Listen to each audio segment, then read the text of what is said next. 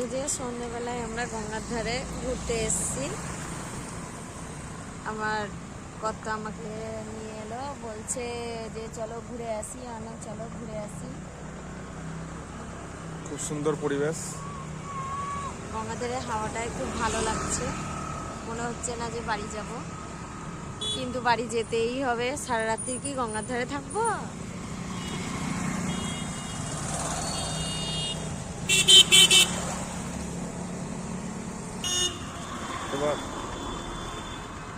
এবার তাহলে বাড়ি যাওয়া যাক।